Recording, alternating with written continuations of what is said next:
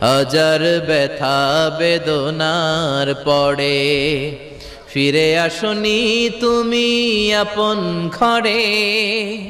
দিনের আলো তুমি ছড়িয়ে দিতে চলে গেলে মদিনায় মক্কা ছেড়ে। হে রাসূল তোমাকে ভুলি আমি কেমন করে। হে রাসূল তোমাকে ভুলি আমি কেমন করে। হে রাসূল তোমাকে ভুলি আমি কেমন করে। আমাদের প্রভু এক নবীর উম্মত, জীবন বিধানে ওই শিবানী কোরআন।